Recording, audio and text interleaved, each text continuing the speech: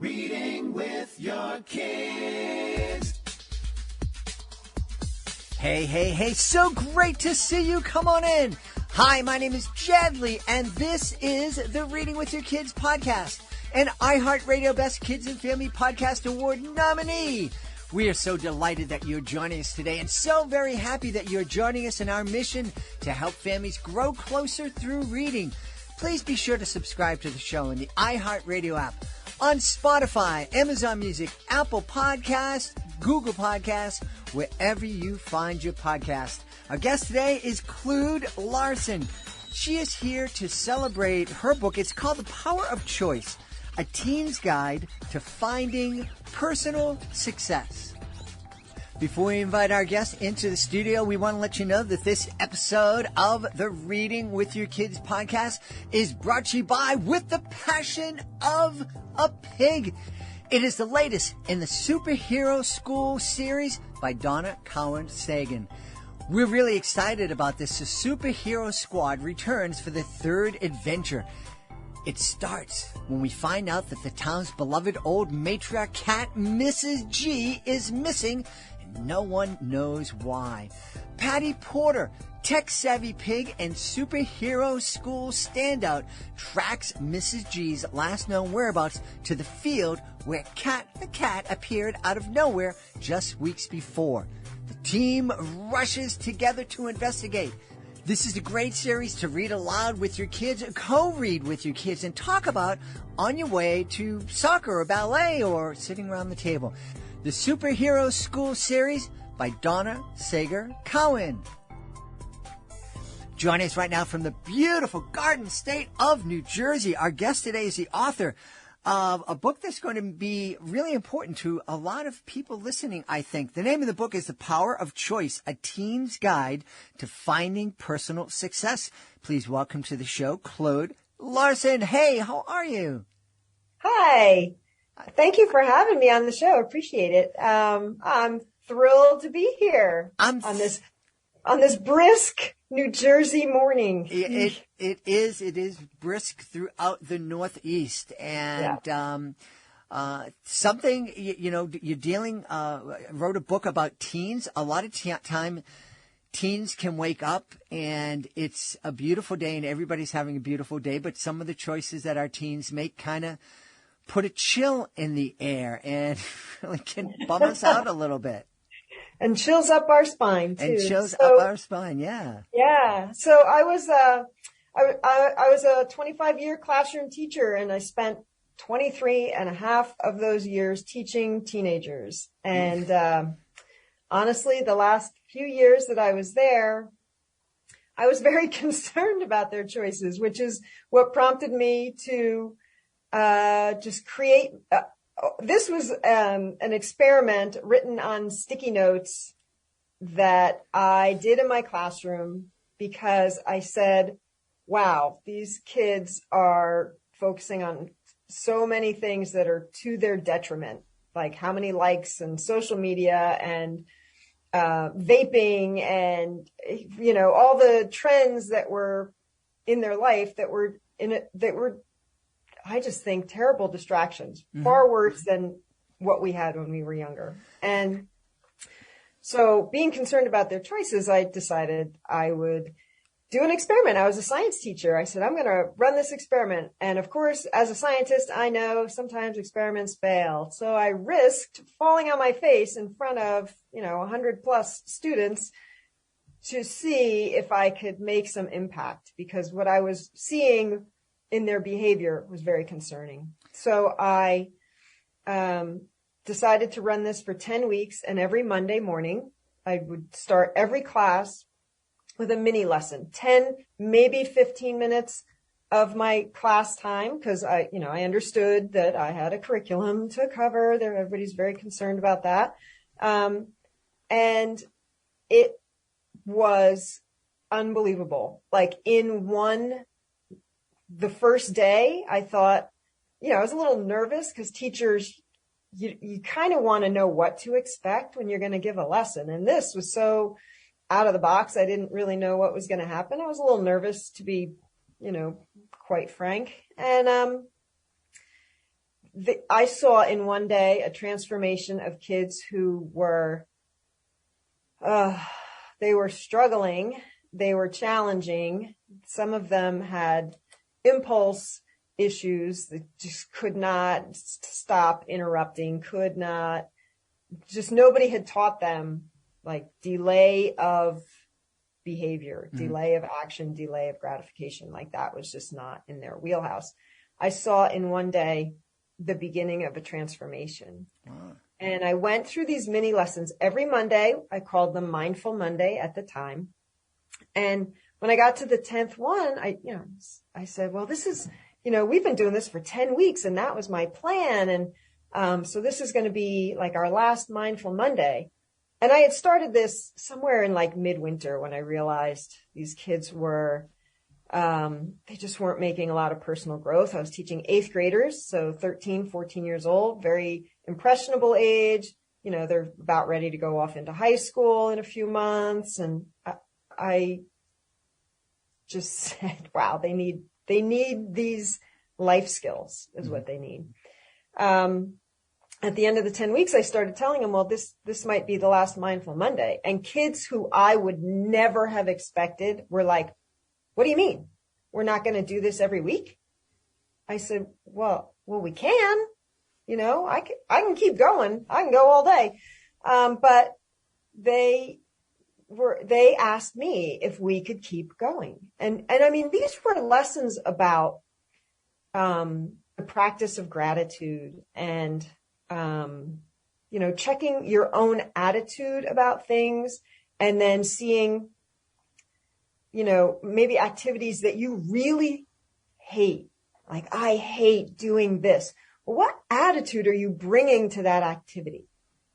And if you changed your attitude, could you dislike it less? Could you actually make it to the point where it's a little more effortless because you've built it up as this thing you don't want to do? Whereas if you just said, this is a thing and I'm going to do it, your attitude, and the only shift there is really your attitude about it. The task doesn't change. How you approach it is the only difference.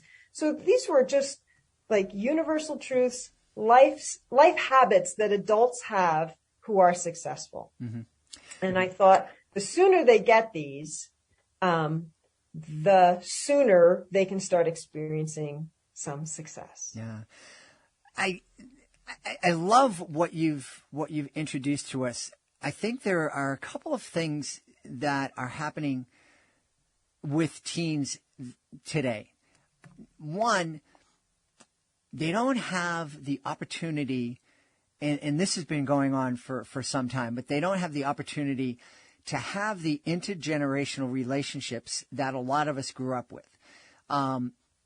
There's certain things that I learned from my grandfather. There's certain things that I learned from my grandmother. The common sense kind of things that I'm guessing that you were teaching.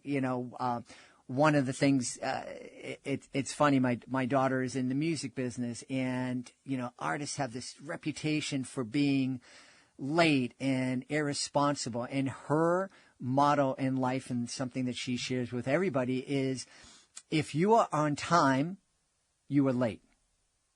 And it has served her so well throughout life. So first, kids in the last maybe 20, 30 years haven't had that chance to, their parents are busy. They don't have one parent at home for the most part. Two parents are working. And so a lot of families are saying, well, the school should be teaching these kids these things. And meanwhile, the school's like, well, we're about teaching math and reading and writing. And, so that learning has been gone. The other thing that's happening, and that's something that you noticed and hit upon, and it's something we really need to address now. We need to address it yesterday, is the fact that our teens are being influenced by social media in an incredibly bad way. And we've seen through movies like The Social Dilemma that while Facebook and Twitter and TikTok may not be evil at their core, but the way that their business model operates is harming our kids. It's truly harming our kids, and nobody is addressing it the way we need to.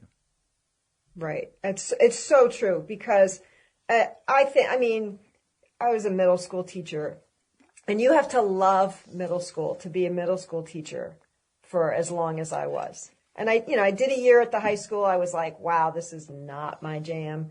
And I did a little time with, the little ones. I know a lot of people love the little ones, and they're adorable. They're cute. But I was like, this is not my place either. And, those middle schoolers, when I started, they were very, like, for lack of a better word, they were like coachable. Like you could tell them something and they would want to improve and they would work at it. And at the end, it was like they knew everything. I mean, I know that's sort of a trait of teenagers. They know everything. Their parents are the stupidest people in the world. And that's been going on for a very long time. But it just got so much worse. And I honestly believe to get through middle school, I would say to them, would you rather have 3 like solid friends that you could see regularly, or 10,000 people following you on Instagram who give you likes? Like, which one is better for you? And they were so concerned about, how many people were following them on, their social media apps, which are now, is it WhatsApp? Is it TikTok? Is it, who knows what's next, what's coming down the pike? It's all changing. But they were concerned about people they don't know and will never meet and will never have an impact on their life, and doing things to please them rather than, one, being their true selves, wanting to make themselves better every day in a way that they find important.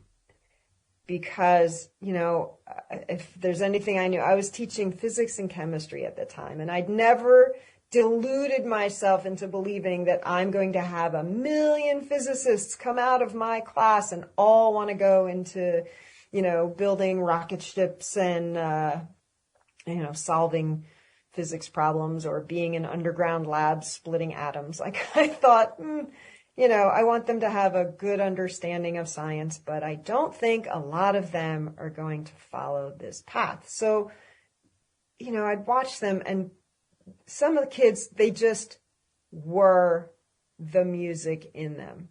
And you knew that until they were on a path where they were going to follow the music in them, they weren't going to feel successful. And it was okay to say that to them. Look, you're going to find you're so good at playing your instrument. You love music. You feel music. You exude music. And so your path could be you're going to be in a symphony. It could be you're going to be in a rock band. It could be you're going to produce musical groups. It could be so many things.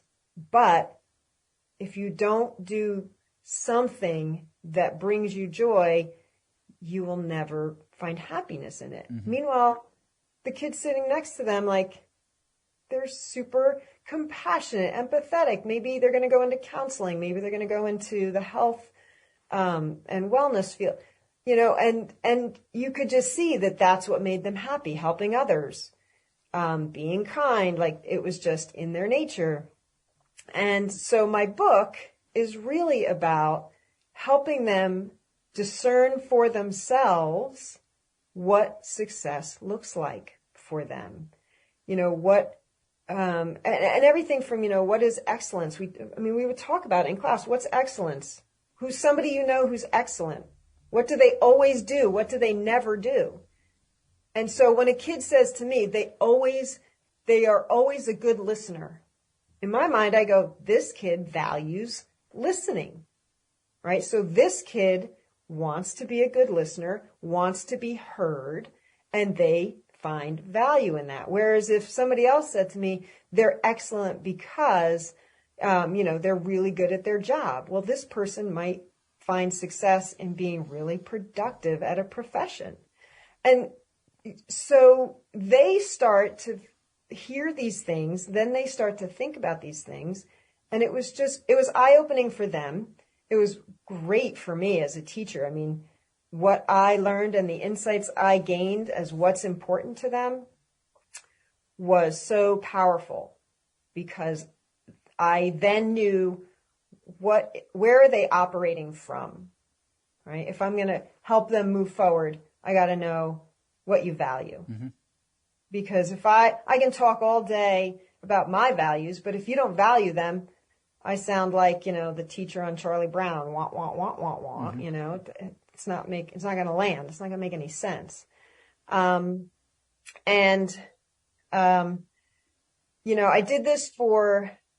did this with a really challenging group at first because I was struggling and stressed out. And I just did this little experiment.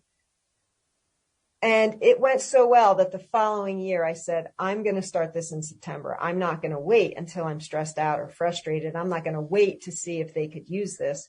And I did it all year.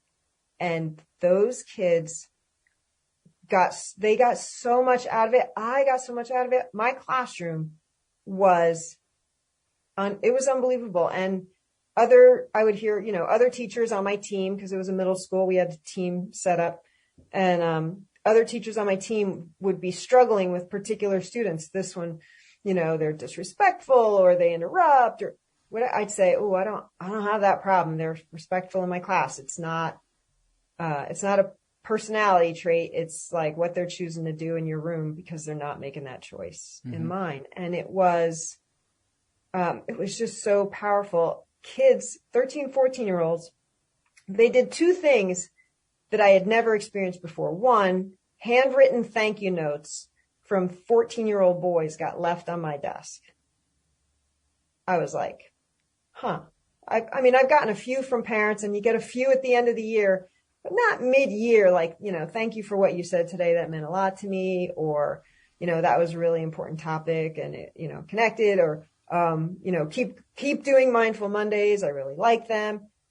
But for a teenager to leave that secretly on my desk and sign it. So of course they're not going to do it in front of their peers. Mm-hmm. One thing. The second thing was they'd linger after class.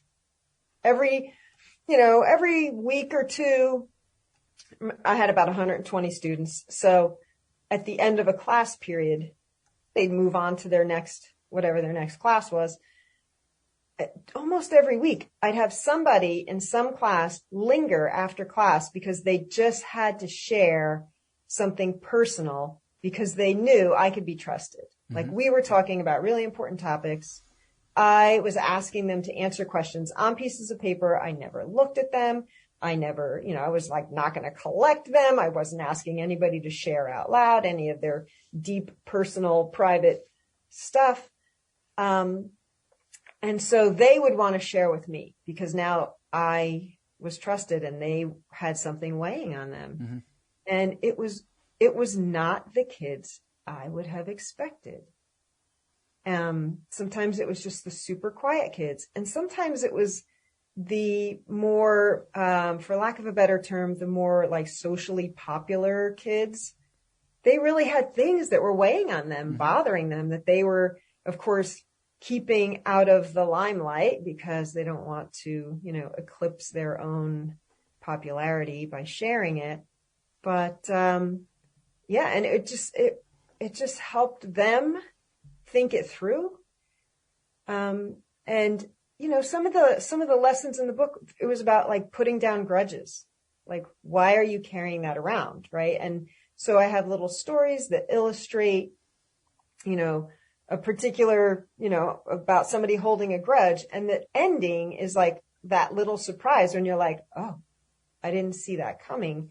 And then they start thinking about their grudges. Mm-hmm. And I'm like, how long you want to carry that around for? Because it gets heavy after a while. Mm-hmm. Things like establishing your boundaries, which is, I think, so important. You're going into high school. What are your boundaries? What are you willing to do to get what you want? And what aren't you willing to do to get what you want? Because if you can identify those things going into high school, you have a much better chance of being your own person than being a follower of the crowd. Mm-hmm. Yeah, I just love this. This is basically what we've been talking about on the Reading with Your Kids podcast since we launched back in 2017, and now over 1,200 episodes later, we've been talking to parents about the value of sitting down and, there's all sorts of benefits that you get from reading with your kids, from the little ones all through middle school and high school, helping them develop a love of learning and develop vocabulary and develop empathy. But reading with your kids is a great way to start talking to kids about their values and what's important to them and what's important to you as a family. And I'm thinking just as valuable as the power of choice would be for a family that has a teen, I'm thinking this is a great book to have when your kids are 5 or 6 years old, a great book for you to sit down and to read and start to include some of these conversations when you're reading the picture books about friendship and about bullying and about choices. Start talking to your kids about choices when they're young so that when they get to high school, it's not like your kid's experience, coming into your classroom from Mindful Mondays and it's like, wow, this is brand new. It's like, oh yeah, this is something I've been talking about my whole life.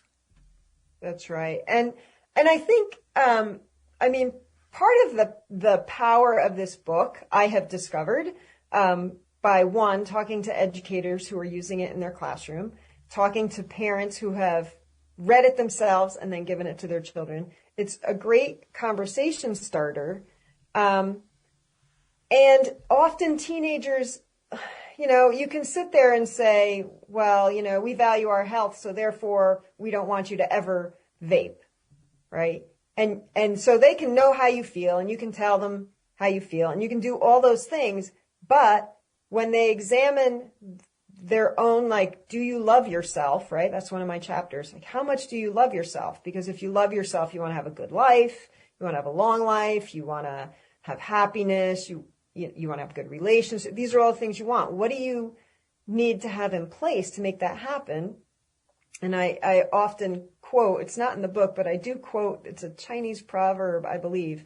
If you have your health, you can have 1,000 dreams. If you don't have your health, you only have one dream. Powerful. Very, very powerful. Yeah. So, we would talk about that all the time. I'm like, you don't wait till you're 95 to start taking better care of yourself. Mm-hmm. Mm-hmm. And the addiction of some of the things that are available to them. It's scary. Yep. Really. Yeah. Yeah, it really is.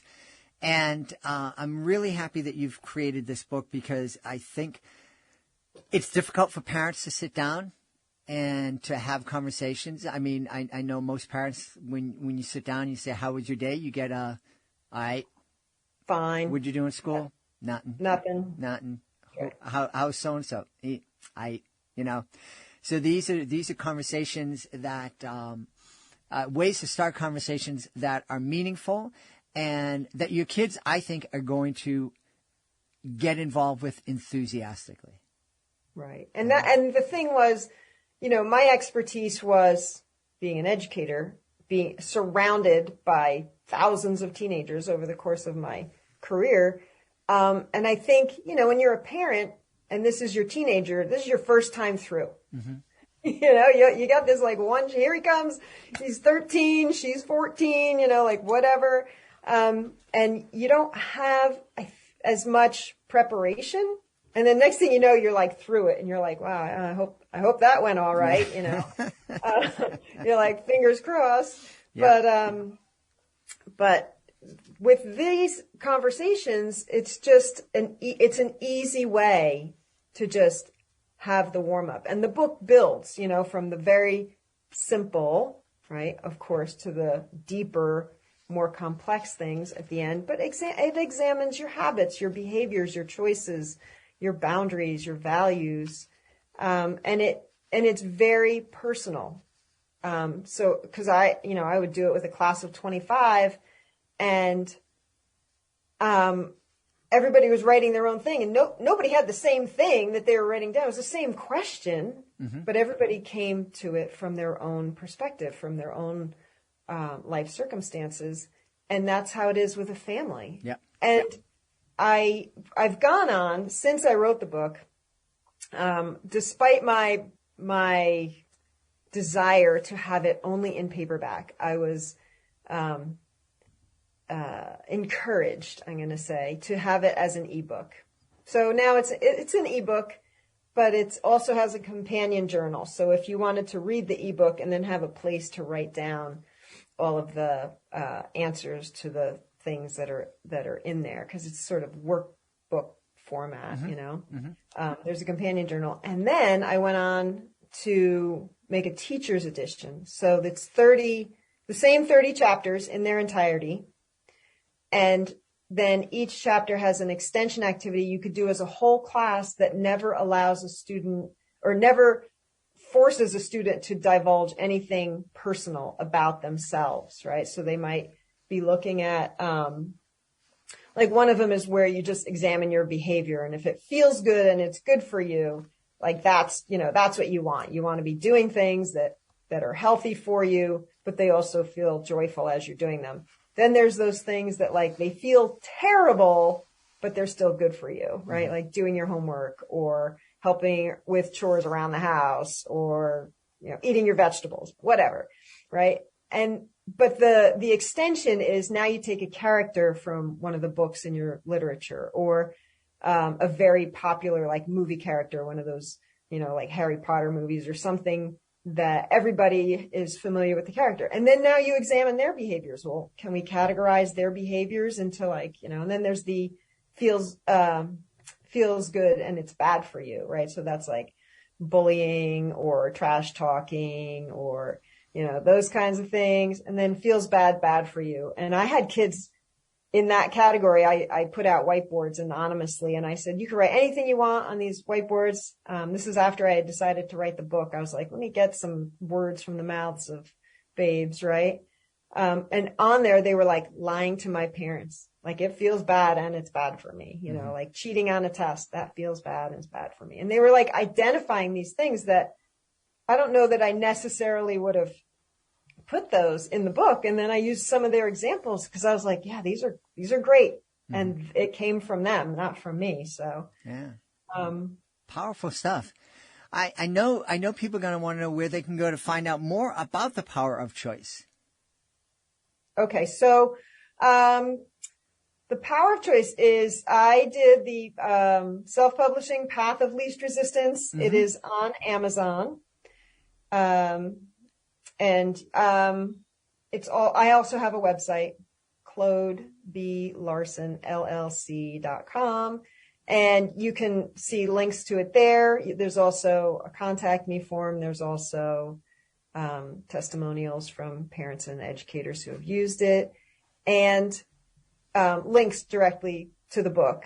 I will say I have had organizations who wanted to use it, like, youth corps groups those are teenagers who've dropped out of high school and have decided that they don't have to live with that choice for the rest of their life. They want to go back, get their high school diploma or the equivalency. And so they go to youth corps. It's a 16-week program. And now they're using my book as part of the like life skills. Yeah. That's wonderful.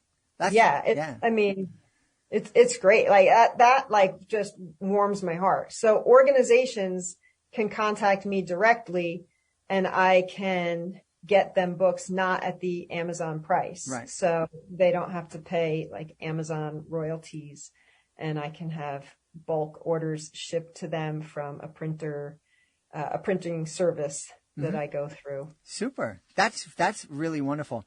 Well, we want to encourage everybody to check out The Power of Choice, A Teen's Guide to Finding Personal Success. And that was written by our guest, Claude Larson. Hey, thank you so much for being with us. Thank you for having me. I really enjoyed it.